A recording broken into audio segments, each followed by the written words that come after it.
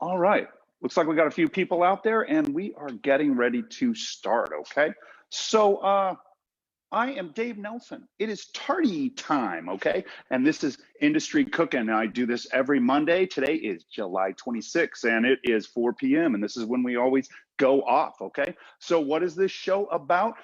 Well, basically with all the berries, stone fruit busting out all around the Pacific Northwest. I thought, with all of this going on, I thought I would do a companion piece to my recent Life of Pie episode. And so that's what this is all about. In Life of Pie, we covered some pie work, of course, okay? We looked at a method for making a flaky pie dough. It's a classical preparation that we call Pâte Brisée, okay? This is again, your flaky pie dough, and it's great for like uncooked fruits, things that aren't too juicy, right? Those flaky doughs don't work too good when you've got something really, really juicy, okay? That episode wasn't just about pie though. We always talk about other things. We're talking about the techniques behind pie. So in that episode, we talked about the cut-in method of making pastry dough. Okay, I showed you that. I also covered that one in a biscuit class, basic biscuitry. Okay, so lots of good information there. Life of Pie also discussed making what we call a cooked pie filling. Okay, I just kind of wanted to show you a couple of different fillings. I'm going to do a different one today. But last time, what we did was we used cornstarch and thickened a fruit juice basically to create a glaze, and then we added our fruit into that, right? And you open like a, if you've ever seen like canned pie filling, that's what it looks like, is that cooked pie filling. The big lesson in that one, I just really wanted to teach people how to thicken a liquid with some cornstarch, okay? And so we kind of did that in Life of Pie. And it's one of those techniques, anytime you're using cornstarch in the kitchen, it works just like I showed you in that class, okay? This Monday in Tarty Time, we're gonna delve into another epic tool in the pastry pantheon, okay? Like I said, last time we did Pâte Brisée. This week, we're doing what we call Pâte Sucrée, or sugar dough. Right? And so it's this is one that you typically see in tarts and things like that. We usually don't do big pieces with the Pâte Sucrée because it doesn't work as well. You're not getting gluten development. It breaks very, very easily. So you usually see it in like mini tarts, things like that, or just basically what I'm going to be using today, these small, what we call flan rings or flan molds. Basically, they got the removable bottoms in them. Okay, that works great for sweet dough or Pâte Sucrée. Using pie dough in something like this is very, very easy, but using Pâte Sucrée in anything much bigger than this can be a little bit tough. Okay, so this Pâte Sucrée, it's a sweet version of pie dough basically, and it works great for fruity, tarty concoctions or confections. All right. If you know about this stuff, if you ever worked with it, you kind of know what it is. But for now, I want you to think like sugar cookie pie, right? This dough comes out more like sugar cookie. And if you've ever tasted the Pâte Brisée, it's almost flavorless. There's not a ton of flavor. People always say, "Oh, my grandmother makes the best pie dough." Yeah, okay. It's basically butter and flour, man. Not much going on. But this one's got sugar in it. It's got some richness to it because we got some whole eggs in there, and so it's a little more fun to eat, okay? But like I said, a little more difficult to work with, right? So we're going to be doing the Pâte Sucrée in this episode. Also, other culinary techniques that I want to do in here. I'm going to look at an alternate method for making your fruit pie fillings, okay? Like I said, last time we cooked the cornstarch up and then added fruit to it and kind of had a glaze and all of that stuff. This time, we're basically going to do what I call the old-fashioned method, where I kind of mix my cornstarch with things like sugar and a little bit of cinnamon, other powdery ingredients, dry ingredients is how we kind of refer to that. I blend all that up so the cornstarch will disperse, and then I just toss that in my fruit, and then we bake it, and that cornstarch will cook and thicken while it's cooking in the oven, okay? And so that's what you're gonna see here today. I wanted to do this one because this method is something you didn't see last time. And also this method works pretty well with berry pies, okay? Berries kick out a ton of juice, and while they're cooking, this is going this starch that's in there kind of mixed in with it is going to be able to kind of capture that juice as it's coming out and thicken it so you don't have this watery, juicy mess going on, okay? Yeah, still got some people out there. This is good. In this pastry dough, we're going to revisit, when we make the pastry dough, we're going to revisit a cooking method that you've seen in other classes, or I should say a mixing method. We're going to be looking at the creaming mixing method of combining ingredients. And if you've ever made cookies, this is kind of your go-to cookie dough method. And if you know the creaming mixing method, you don't really need to look at directions very much if you're going to be making a pâte sucrée, okay? But you're going to see that. I had done other videos where I use that method. Mainly the cookie tsunami video was a great one where I kind of demonstrated this creaming mixing method. You're going to see that reinforced in this pâte sucrée or sweet dough method that we're making. Okay. Also, I am going to throw another technique at you, super simple one, but it's a good one, and it's something that a lot of people like and a lot of people use in the kitchen. Okay. What we're talking about is streusel. I'm going to do a little streusel topping for the top of this. Again, berries are very juicy, and they'll kind of soak up into that streusel. The streusel will kind of take care of some of that liquid as well. So I wanted to do a little streusel on top of this thing, and also because I haven't done it before. All right. So you're going to see pâte sucrée in this episode. You're going to see an alternate method for making a fruit filling for pies, and this is kind of the one most grandmas use, most home cooks use. And then you're also going to see streusel. This pâte sucrée and this streusel method, these are big ones in pastry shops. Just about every hotel I've worked in, I worked in the pastry shop, and when we made streusel, we'd make like a 25-pound batch of that stuff, because every morning, I might be the guy that's rolling in at 5 a.m. and I got to throw streusel down on different danishes and other concoctions that I'm making in the morning. We're just using tons and tons of streusel. And if you've got a big batch, you can just kind of use it all over your pastry shop, and it'll last me, a 25-pound batch. Hey, I can make that last about a week or so, and then maybe next Tuesday or whatever, I'm doing another batch of it. Okay. Same with the Pâte Brisée. Hey, we needed to make mini tarts constantly out in the hotels. We would do all sorts of little mini pastries, and those little fruit tarts were always in the mix, right? So we would make up a big batch of this Pâte Sucrée. We always had it, and if I need to knock out 4 dozen little mini tarts, hey, my dough's already made, and it's not, the gluten isn't developed in it, and so I can kind of roll those out really quickly, bake those off, and then kind of fill them with custard, make my little fruit tarts, and I go. Okay. And so that's kind of what you're seeing this week. Okay. All of this is super easy stuff. And you're seeing some great techniques that you can apply in other ways. Okay. It's all going to be super sweet, I must say. But first, I need to pause for a quick station identification. I want to knock out some little administrative notes here. Okay. Again, I am Dave Nelson. I am a longtime chef and culinary teacher. I've been bringing my culinary school lectures to the people on the internet since this crazy COVID shutdown began, okay? And it's over now. It might be going back to it, but I'm still kind of having fun doing these, okay? These fake homemade shows, these fake homemade cooking shows are live, so they can be a little rough around the edges, as you just saw, right? But the techniques that I'm talking about, the kitchen wisdom that I'm laying down is all very rock solid, okay? If you've ever been curious about what a culinary school looks like, this is the stuff we talk about. It's not about recipes, it's about these techniques. You learn these techniques, as I said, for the creaming mixing method. You can make cookies, you can make short dough, you can make tons and tons of other things, scones, other things in the kitchen, right? So basically that's kind of it, okay? As a companion show, as a companion piece to the live show that we do every Monday, I put together a Facebook group, okay? So I'm calling it the Industry Cooking Community. And people that kind of watch these shows or people that cook at home, they can kind of share what they're doing, share their adventures, whether you're a chef, home cook, or even some other culinary teachers I have in there, and they offer advice and post what they're doing, okay? So you can use that Facebook community to use as a platform to also promote whatever it is that you're doing on the side, as long as it's food centric, as long as it's what you do, okay? So check that out if you haven't already. There's some good stuff over there. There's some pretty cool people in there, much cooler than I am, all right? If you'd like to check out the show archives, I've got tons and tons of them, okay? Along with, exclusive industry content, okay? Go into Industry Cooking on YouTube. That's where I got all my videos, and we just have wall-to-wall videos in there, just laying around for you to pick up, okay? And so the final announcement here is I've got a few people watching, and we have a live comment line. So if you have questions during this, I'll try and reach out and answer those to you as I'm kind of rolling through this, okay? So make sure you jump into that comment line. You can share your thoughts and feelings, your comments, whatever you have, okay? So just have fun with it, and we're gonna go ahead and get this party started, okay?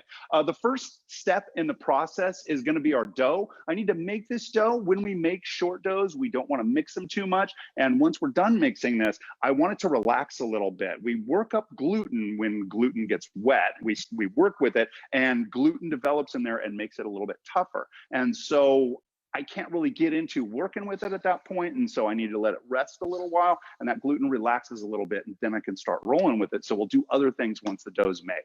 So let's get into it, okay? I am going to get into my pastry dough, sweet dough, if you will, or what we call pâte sucrée, okay? So basically, let me show you the ingredients here real quick. Here it is. Okay, I don't think I'll hold it up. So basically, this is short dough, okay? I have got, there we go.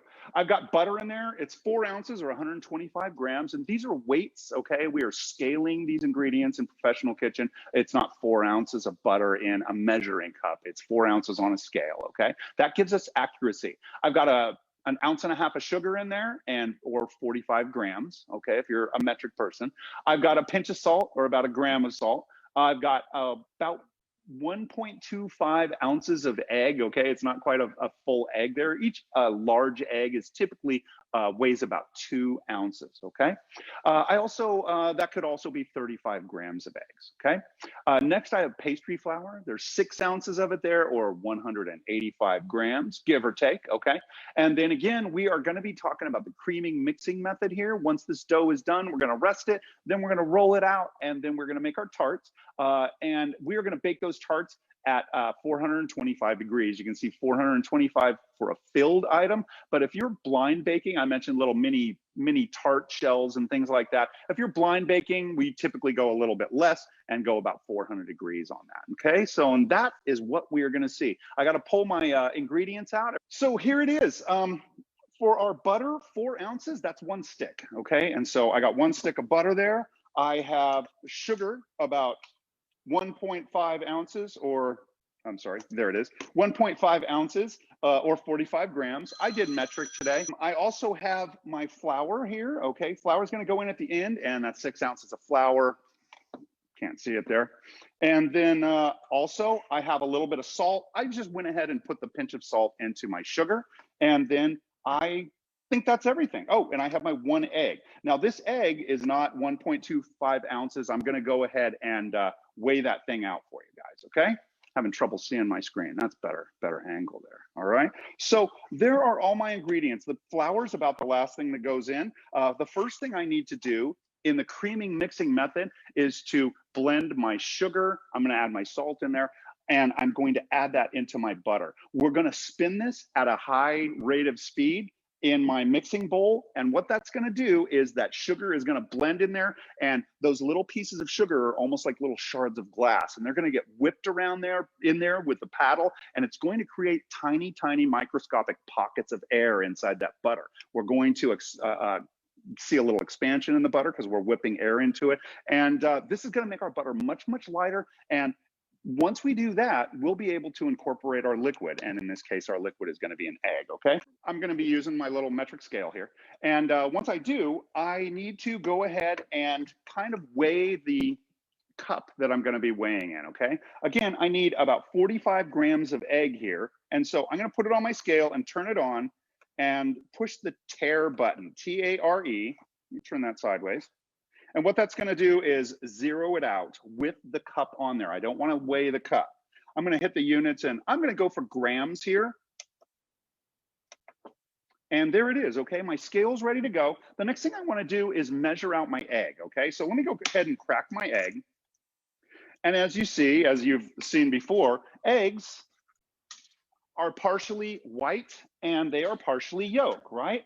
And so how do I get an equal amount or the proper amount of each in here? What I'll do is just blend this up, and then I weigh my egg. So blend it up, and it, you know, get it most of the way. It doesn't have to be perfect. And then I'm gonna kind of use this fork to help hold some back. And I'm just gonna pour in the proper amount. I'm going for about 45 grams here. About 14, 27.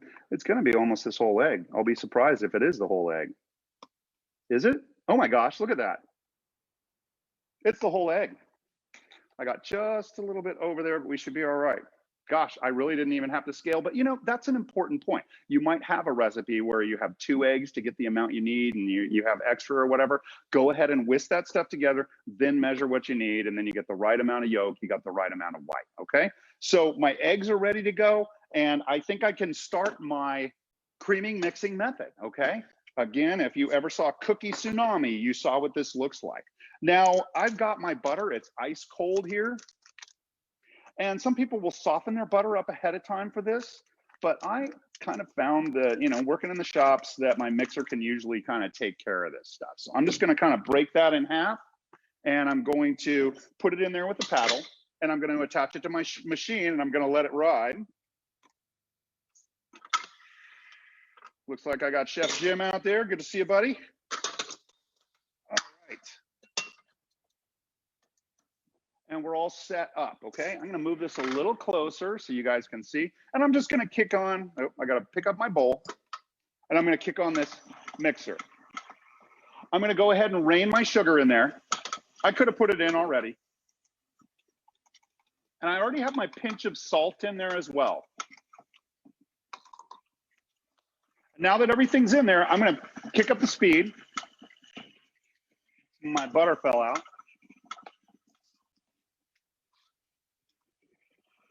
And I'm gonna kick it up even more.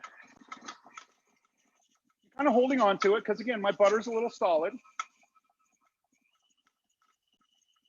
And again, we're doing this, we're adding the sugar into the butter to lighten the butter so it can accept the liquid that's going in next.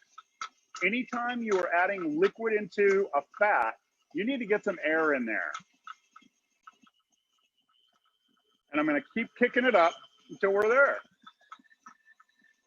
It's getting softened and my butter's cold. Nothing's gonna be melting later. Temperature is very important.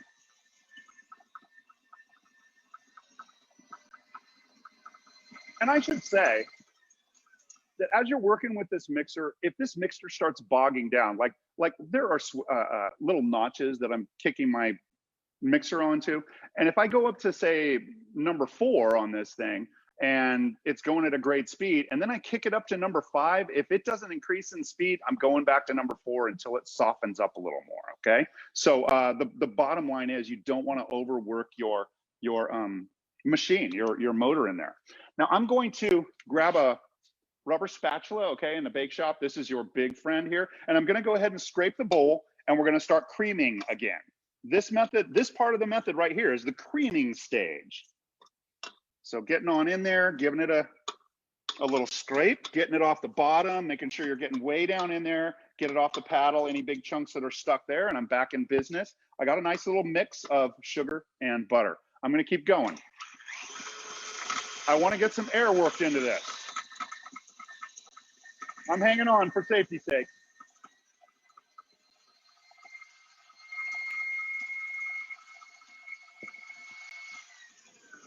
And that's looking, it's looking paler in color, okay? It started out as yellow. It's white now, and that tells me one thing. That tells me that I've got some air in there. All right, back to my creaming mixing, okay? I have creamed this. I got some air into my butter. I've got the sugar mixed in, and all is right with the world. I'm getting all the way down to the bottom of my bowl. Again, the rubber scraper is your friend. Use it liberally in the kitchen when baking. If you don't use it enough, you'll find that you get little, you know, lumps of butter, chunks of butter in your short dough, or you get chunks of butter in your cookies, and then when you bake them off, that butter's gonna melt, and you'll have what I call a blowout. You'll just have this melted portion of a cookie or a scone or whatever it is you're working with, okay? So I just kind of scraped it, and if you look down in there, you can see all the butter's down in the bottom. I'm gonna go ahead and lift my bowl again. And I'm gonna go ahead and I'm going to start mixing in my egg now. I'm not gonna dump all of this in because it's just gonna be a big slimy mess, and it's gonna be really hard to break down the, to incorporate the egg into that.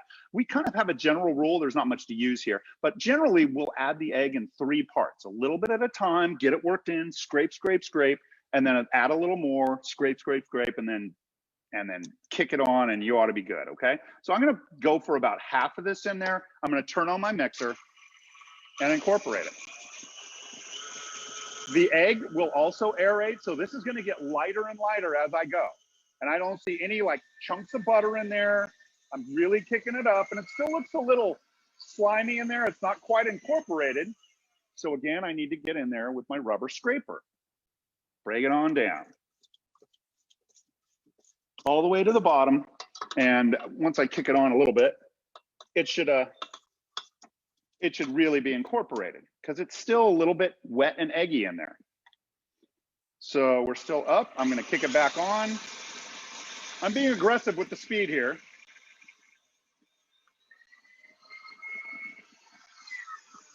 And now the egg that I poured in is now incorporated, but I still have the other half of the egg to go in. It's right there. So I'm going to pour that on in. Like I said, usually we go in 3 parts, but I just really didn't have very much egg here. This is 1 egg. Again, kind of a little scrape here, and we'll kick it back on. There's a lot of scraping in the creaming mixing method. Oh yeah. Oh, the crowd's getting huge out there. This is great. Off, and I'm going in with a scraper again. Here we go. All the way around, get all the way in the bottom. Oh yeah.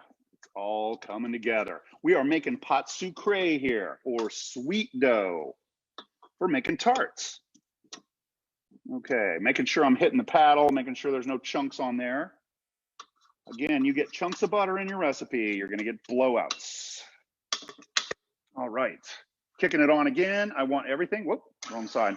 I want everything nice and smooth.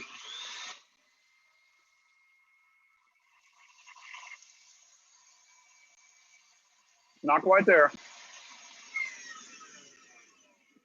I'm gonna give it one more scrape because I've got some eggy goodness around. But yeah, I had ice cold butter and I am getting my eggs incorporated, liquid into butter, 2 mediums that do not readily mix. Getting them to mix together using sugar crystals as a tool to do it. Oh yes, oh yes. One more scrape. It's just still a little egg separation there. I think one of the problems is I'm working with very small amounts here. So it's kind of hard for the machine to do it. This ought to do it. Hey, Miss Tara, see you out there. I see Mr. Lewis out there as well. Looking good. All right. I'm backing off and my butter is very, very light. My eggs are incorporated.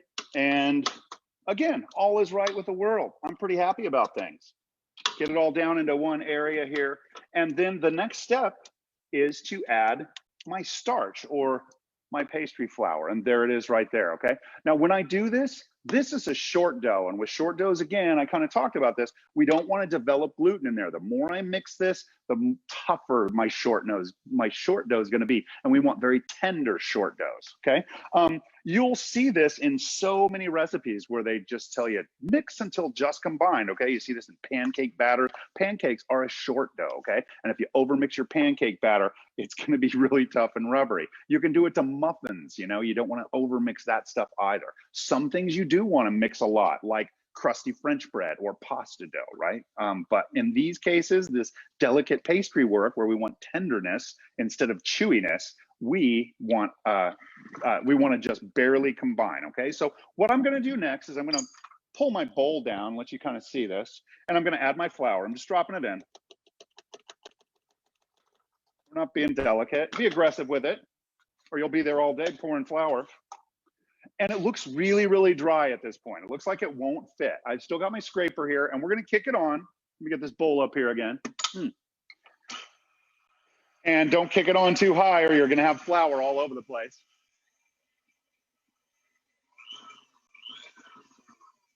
And I just kind of use the mixer to kind of sort of get it there. I reach in and I can feel that it's almost clumping together.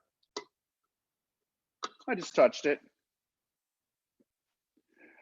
And I like to kind of just get it to where it's almost clumping together. And then I like to kind of pull it off and take it the rest of the way by hand. So that's what I'm gonna do now. And again, this is just so I don't overmix it using my machine.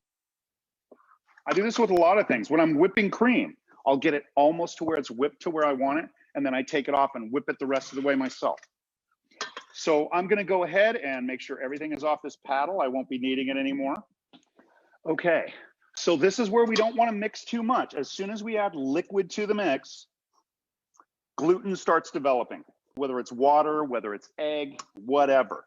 You can see the dough is starting to kind of sort of come together, and pretty soon it's gonna look like sugar cookie dough. Sugar cookies come together exactly like this. Most of your cookies use the creaming mixing method. And that's my oven just coming to temperature right there. Yes, got a visual. Okay, really, really simple here. This was butter, sugar, a pinch of salt. And by the way, salt is so important, okay? You get a baked good and you forget the salt in it, you're gonna know it. You are gonna know it. I'm trying to kind of do this turn towards you guys. There's still a little powder in the bottom, but it's almost together. Yeah, and that's about it right there. It's still a little clumpy. There's still tiny bits of dry ingredient in there, but it just came together. And because I took it off the machine, it got a lot less gluten development because I finished it mixing by hand. Okay, so let me go ahead and get some plastic wrap, because the next thing we're gonna do is we're gonna rest this stuff. And when I rest it, I don't want it to dry out. I'm gonna go ahead and wrap it in plastic wrap so it does. So here's my plastic. It's this industry standard, right? Your standard plastic wrap. And I'm gonna lay a piece down on the counter, and I leave it attached to the box, and the box kind of stabilizes things. It's like having another hand hold it out. I'm gonna grab all of this dough into one piece, hopefully, and get it on my plastic. Yes. I want to remind you, I got the comment line out here. So if anybody has any questions or thoughts and feelings they want to shout out, please do so. Otherwise, it's just a sad guy in his kitchen, a sad man, all alone in his kitchen, making pie, making tarts. So there it is, okay? I've got a nice little blob, if you will, of dough. Now, I'm gonna go ahead and wrap this thing. I'm gonna fold the plastic over once, and now I'm gonna go ahead and kind of smash it. What I'm looking for is a fairly thin piece here, because once I chill it, it's gonna be firm again. The butter is going to firm up inside, and this dough will be hard when I pull it out of the refrigerator. Very important that it's the right temperature. And then once it's hard, it's kind of hard to roll out. So I tend to flatten it so it's much easier to deal with in those early stages of rolling. I'm also kind of rounding it, okay? The best way to get a nice round shape that you're going for is to start with a nice round shape. And there it is, okay? So there's enough to make one of these tarts of this size, okay? That's a 10-inch flan mold or flan ring. So in it goes to the refrigerator. This is much too soft to try and work with now. I have to chill this guy. All right, so the next thing I want to do is go ahead and start rolling a tart. I had another batch of dough done from a little while ago. I made it a few days, or about a week ago, actually. I made some rhubarb tarts. And so I have a little bit of that. And I'm actually going to roll my tart into my shell and set that aside to chill. And then I'm going to make my streusel dough. I'm going to make my filling as well. Okay, but I want to get this rolled and in a shell so it can chill, and that, again, the butter will firm up and it'll hold its shape when I start baking. We want this thing to be chilled when it goes in the oven. So again, I've got a 10-inch flan ring. I'm gonna have a little brush here. Brushes are always nice when you're doing your rolling work. I'm gonna have some pastry flour. And again, I keep saying pastry flour. What this is a low gluten flour. It's mostly starch, very little protein in this thing, okay? We use it for tender things like short doughs and muffins and pancakes, if you will. You know, it's kind of the lowest amount of protein or gluten of any of the flours, okay? Any of the wheat flours, I should say. Okay, so here we go. Let me pull my dough out. And I've just got this little piece here. Gosh, I hope it's enough for my thing. I'll tell you that right now. It might make me a little nervous here, getting it all. I think it'll work. And it's rock hard. Let me show you this, okay? Really, really firm here. But not to worry, I'm gonna show you a little trick. It's gonna make a little noise. I'm gonna throw down a little bit of this pastry flour. By the way, you can always tell pastry flour because it clumps. You see how it holds the shape in my hand? I just turned it into a kind of a flour clod, okay? Pastry flour clumps. So if you can't tell what kind of flour you have, pastry flour clumps. Boom. A little more flour. I don't want to put too much on there. Don't want to be a flour monkey. And I'm going to kind of brush away a little of the excess, and I'll just keep that handy off to the side. I think you guys can see everything there. I'm going to keep this container of flour pretty handy. And next we're rolling. We'll be rolling. It's pretty firm. I'm going to work my hand heat from my hand into it a little bit. And then, as I said, this gets a little loud. Now, I've got an old-fashioned little rolling pin. When we're doing tart work, working with these small amounts like this of this sweet dough, that's when you tend to see the dowel that chefs have. I recently did a move up to the Pacific Northwest. I have no idea what happened to my dowel rolling pin. No idea. But what we'll do is kind of smack this thing. I'm not going to hold the handle. I'm just going to hold the rolling pin itself. And I smash it. This is doing the same thing that my mixer was doing a little while ago.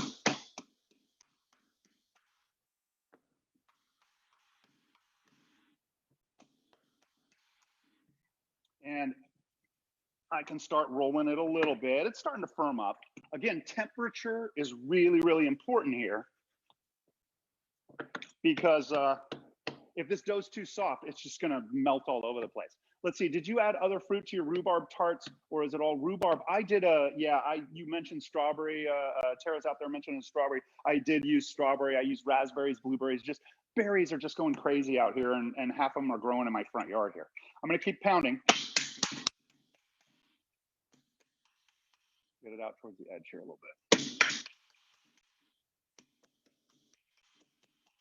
Okay. And I'm making sure that I've got enough flour so so my dough floats on the table. You see that? It's not sticking at all. I'm going to try rolling again. It's starting to warm up now, and it's starting to move in the directions that I want it to go. Now you see this little split on the end here? I'm going to get in there with my pastry brush and get any flour off of that. And I'm just going to kind of seal that together with my thumb. You saw what I just did? Get rid of the excess flour, it won't stick together. I could kind of do it over here as well. Get the flour out of there. Get that flour off of there, please. And just kind of mush it together, okay? Here's another little split. I'll do it right there. While it's cold, you can see I can be a little rough with this. If this is warm, it's really hard to work with, and it will tear very easily.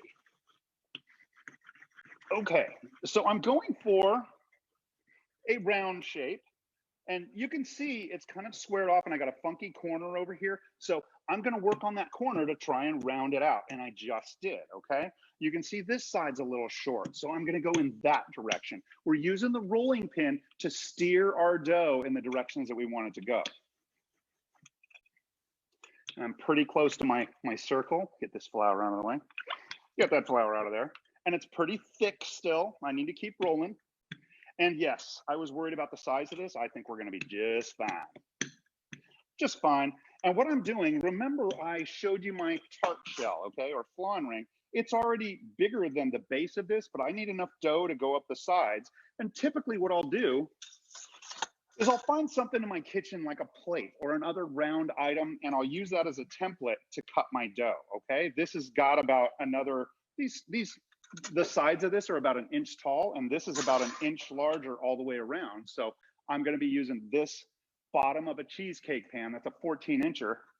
And that will give me a perfect size to use for this little flan ring. I shouldn't have much waste there. I've still got this little crack here, so I'm going to mess with that. The dough's starting to get warm up a little bit and get soft, right? So I got to move. I'm in a hot kitchen. I got an oven on. And I just noticed that my dough stopped moving on the table. So I'm going to make sure that I got enough flour under there. You guys see that? It didn't want to move when I rolled it. I could just tell instantly. So a little more flour down so it moves, so it floats.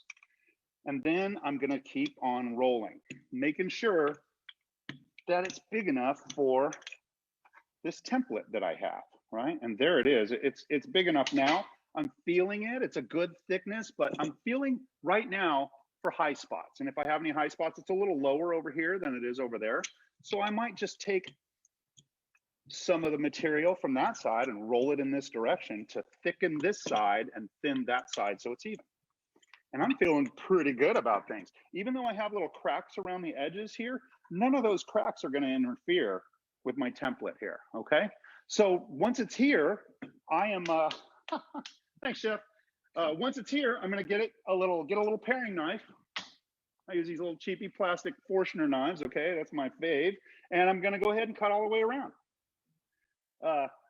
Mr. Jim said, I'm a walking LaRousse gastronomique. I don't know about that. More like, you know what I really like? I was looking at Jacques Pepin's La Méthode and La Technique. That's the stuff that really gets me. It's all about the technique. Jacques Pepin, he's still out there doing it. Now I'm going to get rid of my crust here. These edges, I can't reuse them very much. I could probably use them one time, but after that, you know, my scraps are kind of garbage. You're just developing gluten.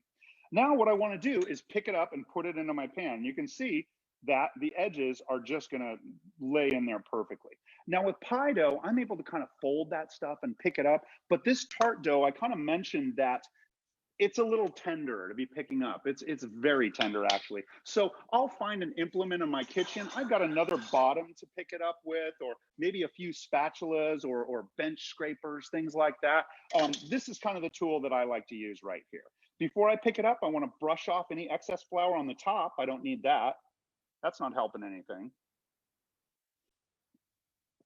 And by the way, I couldn't roll out the stuff that I just made. If I did that, this would be just a soft mess. So I just had some extra dough to use. I'm just kind of getting flour out of the way. And now I'm going to pick it up with this as best I can, get under there, loosen it up, bring this over so you can see. I think you guys can see all of that. And I'm just going to be very delicate and lay it in there, hopefully just perfectly. Get up on there. And it just, I touched it with my thumb, so it's stuck there a little bit. But there it is. It's nice. I'm just picking it up, getting it in there. It's a perfect size for this. It's still leaving me a little bit of extra dough, and that's what I want. I want a little extra dough here. Pick this on up, get it out of the way. And now what I want to do is I want to lift up that dough and make sure that the dough is down inside the corners there. You guys see what I'm doing? I'm kind of picking it up with one hand, standing it up and pushing it in with the back of my fingers. Don't use the fingertips, you'll go right through. And I'm getting it down into those corners. You guys are looking at the comments out there. Chef Jim used to be my boss back in the day. I was doing your breakfast shift and I was doing your baking when you were in charge of Chanterelle down there at, what was it? 12th and H. Oh yeah. And then I went over and worked with you once or twice over at Vizcaya as well. So now I'm just kind of pushing the dough into the side there a little bit. You don't have to get radical about this. This dough will kind of bake and pick up the flares of the edges of this pan, the decorative flares, okay? And then finally, the last thing, I could go around with a knife, but what we like to do with these flan rings, just so things stick to, just so things kind of stay in place, we actually kind of use our hand and kind of try and stick the dough to the edges and let the edge of the pan cut it. And that's going to kind of glue those edges in place. This is coming out quite well. I'll tell you, sometimes the demos come out a little sad, but I'm pretty happy here. Okay, that's looking pretty good. So don't just like push down on this thing, push it onto the edge and let a little bit kind of glue that flan dough, or I'm sorry, I should be calling it Pâte Sucrée. Glue that Pâte Sucrée in place. This dough right here it's going to go in the pile here. We'll see if we can even use that stuff later. Now, this dough, before I fill it, before I try and bake it, you're going to want to chill this thing. If it got pretty warm, even though this was rock solid when I pulled it out of the refrigerator, because it's pretty warm, if I throw it right into the oven, the butter in this dough is going to melt. It's not going to hold its shape. So I want to chill this thing. So when it gets into the oven, it'll set up, hold its shape a little bit before the butter really starts to, melt and get funky. So in the fridge it goes. In fact, I think I'm gonna freeze it. That's what I'm gonna do. Okay, so I just need a little time to transition here into the next phase, which I think I'll do streusel next, just to have that done, and I'll do my fruit filling last. The fruit filling is gonna go really quick. In fact, the rest of this is gonna go pretty darn quick. What I got here, I think you can see that. We've got butter, 2 ounces or 62 grams. We've got sugar, 1.25 ounces or 40 grams. I've got brown sugar, BRN sugar, okay, 1 ounce or 30 grams. Cinnamon, about a 1/4 teaspoon or about a gram, okay. Salt, a pinch or a pinch, and then pastry flour again. We want very, very tender flour. We don't want gluten development. So 4 ounces of pastry flour or 125 grams. I got everything all measured out, and I'm gonna do this in a bowl. Let's see. When I use the bowl, this time I'm gonna be using a pastry cutter. I talked about this when I did my last pie class, Life of Pie. I could not find this little guy, and I'll tell you what, when I found it today, it was just right in plain sight. I couldn't believe it that I couldn't find it the other day. Now, for my crumb topping, I got my butter here, 2 ounces. And by the way, everything just goes into the bowl here, okay? 2 ounces going in there. I got a little bit of sugar going in. And I also mixed my cinnamon in there. And I also mixed in a little pinch of salt in there. So all of that's together. It's going right on my butter. And then I'm gonna drop in some brown sugar. And then it's not in the recipe, but I chose, because I have the freedom to do so, okay? I chose to throw in a little bit of oatmeal in there as just kind of a little garnish, okay? It's not gonna really take away from anything. So I just added maybe 1/2 ounce of oats in there just for fun. Oh, and there's still a little piece of butter in there, I want that. Basically, you're looking at pie dough right here, isn't it? It's butter, it's flour, it's sugar. You're looking at the sweet dough, but this is being put together in a completely different way, and it also doesn't have any liquid in it, okay? The liquid's gonna come in later when this pie starts to cook, or this tart starts to cook, and the juices are coming out of the berries and they soak into it. But at this stage, there is no liquid at all. And I'm gonna start this with what we call a pastry cutter, okay? This is called a bench scraper, sometimes a dough cutter, but this is called a pastry cutter. Multiple dull blades, and it's meant to cut up your butter.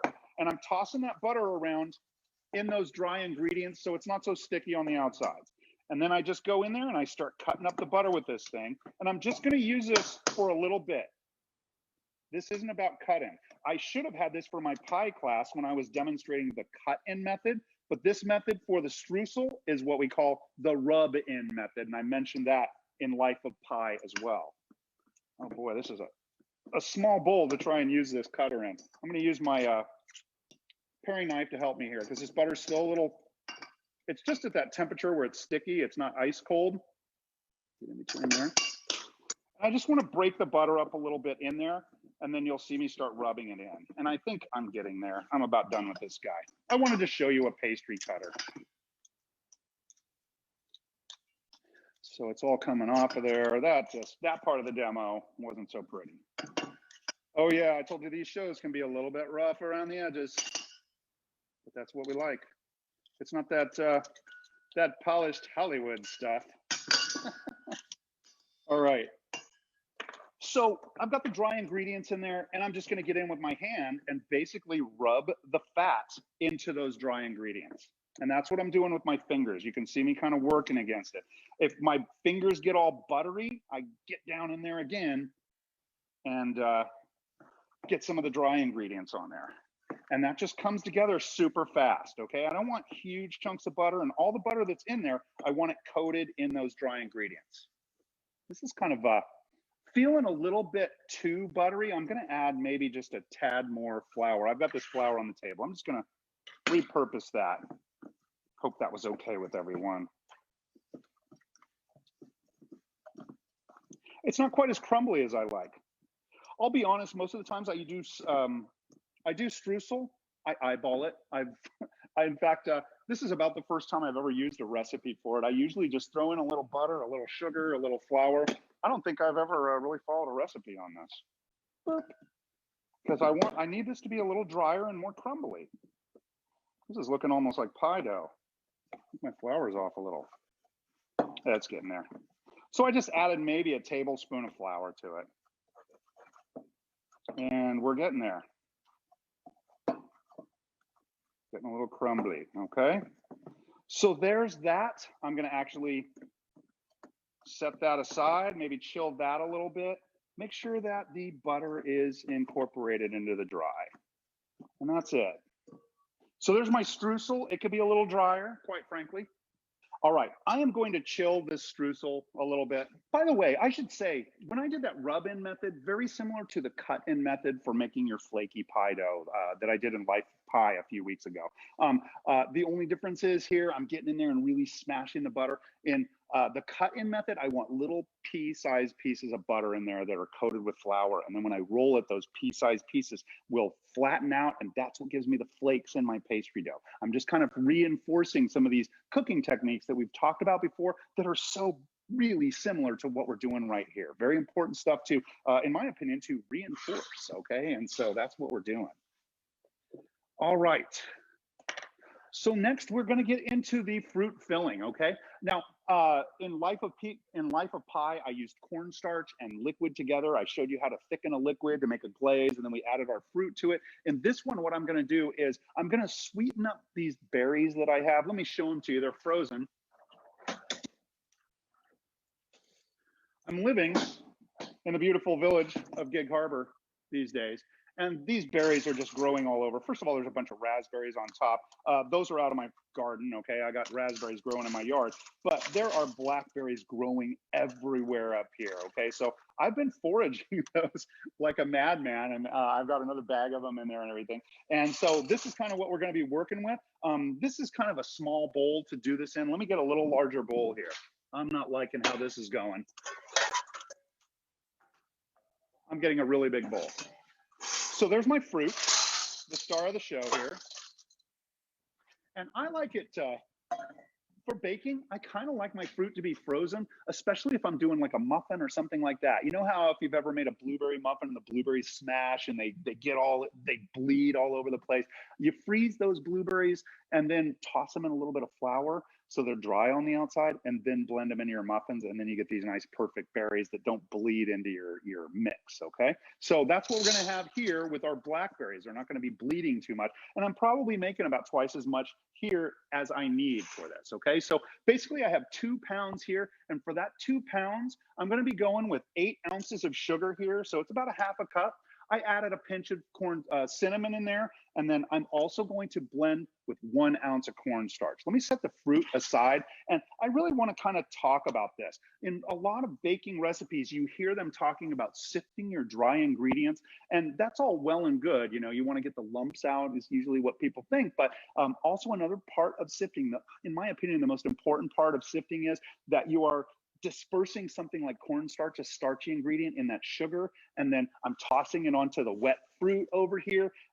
If I mix that cornstarch in with the sugar, it'll be dispersed in there, right? If I just dump cornstarch in there, I'm gonna have lumps of cornstarchiness in there, okay? So very, very important that I'm gonna go ahead and blend in my cornstarch. Again, it was, let's see, I think it was 8 ounces of sugar here for 1 ounce of cornstarch here. And this is enough for 2 pounds of fruit, okay? I can make probably 2 or 3 of those tarts out of this. And now I'm gonna stir it together. I'm not even really worried about lumps in this at all. I'm worried about dispersing my starch, my cornstarch in this case, into that sugar. The sugar's a vehicle for blending the spice and the cornstarch. Cinnamon's another one that doesn't blend readily unless you mix it in with your sugar, okay? That's a huge point here that I don't think enough people talk about. You'll never hear that on Food Network, okay? They just don't talk about that stuff outside of a cooking school. All right, so my sugar and my starch is blended. There's a pinch of salt in there as well, I don't think I mentioned. And then also my cinnamon is blended in there as well. Everything should blend nicely into my fruit now. And we're about there. I'm ready. So there that goes, boom, boom. And I'm gonna go ahead and stir that in. Let me get one more of these spatulas. Ooh, that's no good. Going through spatulas like crazy. And you're just gonna toss your fruit in there. Whoa, there goes the berry. I should just toss it. Now, I'm gonna take a little turn here. Get rid of that. I'm gonna take a quick little turn. Full disclosure, I didn't use all my sugar there. I love blackberries and maple together. It's really good combination, really good flavor combination. And so what I did was I only used half of my sugar to disperse the cornstarch. And now that it's blended, I'm gonna add about a half cup of maple syrup, okay? So that's gonna be a lot of sugar for this mix. So here goes my maple syrup. And this is just a flavor thing. If you don't wanna go for maple syrup, which is kind of expensive, then I would suggest using the full 8 ounces of sugar. I'm doing half sugar, half maple syrup, just to switch it up. Okay, maple and blackberries, a classic combo. It's a classic. Boom. So let me get this out of the way before I knock it over, my $1 million container of maple syrup. But now I got a little mapley goodness in there, a pinch of cinnamon, my cornstarch is in there. That's gonna cook up and it's gonna tighten up all the juice that comes out of these berries when I bake this. And there it is. And if your berries just have a little bit of that powder on them, that's a-okay. They're all kind of coated. I just wanna make sure that there's not a ton of powder in the bottom, and I think I'm there. Okay, the fruit filling's done. It's that easy, okay? What I'm gonna do next is I'm gonna pull out one of my tart shells and I'm gonna put it in the oven for you, okay? See how we're doing on time. We're at 4:25. No, we're at 4:56. We're about done with the hour cooking lesson. I usually try and keep it to about an hour. So let's put this together and we shall see what we see. I put it in the freezer, sorry. Here we go.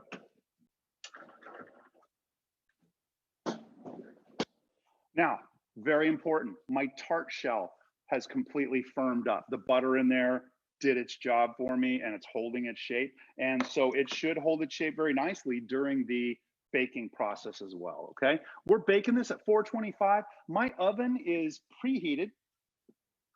And another thing, I've got a little baking stone in there. You don't have to have this, but a baking stone will help cook the bottom of your tarts. That pastry on the bottom is the hardest thing to cook. So I'm using about half of these berries in here. I might do a little more because the berries are going to kind of mush down. And just make sure that you don't have so many berries in there that it starts overflowing in the pan. Good practice is to set this onto a baking sheet. So if it does boil over some of the syrup out of there, it's going to be caught on the baking sheet. You won't have a big mess in your oven. So here's a baking sheet and I'm gonna go ahead and place this on there. And this is going in my oven, again, at 450. I'm not gonna check this thing till about 18 minutes has gone by, okay? We're probably not gonna hang out and bake this thing together. What I'll do is just kind of take a picture at the end to show you, it's really more about what you just saw. You saw the Pâte Sucrée, the sweet dough using the creaming mixing method. You saw the streusel method and or streusel mix using the rub-in method, okay? And then finally, what we call the old-fashioned method for getting the starch incorporated into your pie filling so it just doesn't turn into a big puddle of blackberry juice in the middle of a tart shell, okay? So let me get that on. Let me show you my stove, and when I open this oven, you'll see I have a little, get it over there. I'll have a little baking round on there, and the baking round is going to be directly under this. It's going to be heat from the bottom, and that's what's going to cook the bottom of my tart. This is going to be beautiful. All right, I'm going to set this for about 18 minutes. And yeah, I'm going to go ahead and let you guys go here in a minute while it bakes, because I just don't think you're going to want to stand here listening to me. I guess I could sit here and play ukulele for 20 minutes or whatever, and it's done. Let me just kind of talk you through what's going to happen here. I'm going to go about 18 minutes. No oven in the world, in my experience, cooks perfectly evenly. And so what I'm going to do at 18 minutes, I'm going to go in there, turn my pie all the way around, or my tart, I should say. Oh, you know what? I forgot my streusel. I got to get it out. Hold on, everybody. I'll continue talking about baking while this goes. I'm just so excited about this. So I'm just kind of breaking up the streusel over the top. big old pieces. And again, this will kind of soak up some of those juices as this bakes. But I started to say, I'm going to bake this for about 18 minutes, and then I'm going to get into that oven. I'm going to turn it around and let it go for another 10, 12 minutes, probably, I'm guessing, okay? Everyone's oven is different. In culinary school, students would ask all the time, how long do I cook this for? And every instructor I ever knew gave them the same answer. It was always, till it's done, okay? It's an active pursuit. You don't set a timer and then go mix martinis and have cocktail hour for the next hour until a timer tells you things are done. You get in there and you keep an eye on things. You check it. You open the door. You poke it with a stick if you need to. You know, whatever you need to do to get it done properly. That's what you want to do. Okay, so this is looking pretty good. That streusel, like I said, will soak up some of the juices. It'll cook down into it, kind of melt into it, and it will all become one. Okay, let me get it back in there. Let's see if I remember correctly. The answer to how long you cook it is till it's done. Yes, there's another student of mine out there. She knows what's talking about. And I imagine just about every other chef you worked with at school told you the same answer for that. Yeah. Let's see. Diane saying, I asked my first chef that question and got the glare. Yeah, it's a thing, right? It's never about setting a timer and walking away. The timer is there. I typically will set a timer for like 12 to 18 minutes for the first stage of baking. And then I turn it and I set it again. I make a determination at the 18-minute mark to decide, hey, how much longer I want to go. Maybe 10 more minutes. I think it can handle 10 minutes. And then I'll check it in 10 minutes. Ooh, maybe another couple more. Like I said, it's an active pursuit. You need to get in there and look at it and poke it. Once you get done with, once you get used to your own equipment at home and you've done a dozen or 20 of these tarts or whatever, hey, now I'm feeling confident enough to do it. I just moved here. I don't trust this oven yet. Okay. And so that's kind of how I roll with unfamiliar equipment. Okay. So that was basically what I wanted to show you guys. We're at the 1 hour mark here and I don't want to take too much more of your time. Okay. I am just going to sit here and play ukulele by myself. It's very sad, I know, until this thing is done. But I'll go ahead and post pictures of the finished tart once it's done, okay? It'll be over there in the industry cooking community once it is ready for prime time, okay? So that is the show, ladies and gents. We talked about sweet dough today. We use the creaming mixing method to make that sweet dough, also called Pâte Sucrée. We talked about the streusel dough. I kind of feel like I'd like it a little drier. I didn't really like this recipe today. So maybe add another full ounce of flour to that streusel, in my opinion. And then we also talked about the old-fashioned pie filling method as opposed to the cooked fruit filling method that I did in Life of Pie a few weeks back, okay? Every time we do this, it ain't about the recipes, it is about the technique, and we laid out some decent technique today, I gotta say. This is stuff you need to know. That Pâte Sucrée, Pâte Brisée, the flaky, savory pie dough or less sweet pie dough, right? Those are things that every pastry chef out there has in their back pocket. They know how to do this stuff. Knock it out. Please, somebody back me up on this, right? These are the building blocks of pastry, and there's only so many of them out there. Once you know them, you can float like a butterfly and sting like a bee in any pastry kitchen out there, okay? Or in your own kitchen, I should say, okay? Let's see. Don't forget, I am doing this little home kitchen thing. I'm laying it down every Monday. I'm doing it live so people can make comments and ask questions and things like that. And that's happening in the industry cooking community on Facebook. I will keep doing this till I get some kind of respectable employment like a real adult. It'll happen someday, I suppose. Okay. Also, I want to remind you that I have dozens and dozens of culinary school hack videos just waiting for you over at the Industry Cooking channel on the YouTube. Okay. I always say it like that. So get on over there, subscribe, watch, comment, like, share, do whatever it is that you people do on YouTube, okay? But get over there and check it out. There's some worthwhile videos over there. It's not just baking. I've just been kind of on a baking bug lately, but I got tons and tons of savory food over there, roasting chickens, and we even did a home chicken processing episode, you know, back in the day. Still the most popular video out there that I got. There's tons of stuff. So go over there and check it out, okay? It's on YouTube at the Industry Cooking channel, okay? But now it's time to say goodbye for this week, okay? Don't forget, everyone, that the party is most definitely always in the kitchen. And here it is, ladies and gentlemen, class is Dismissed.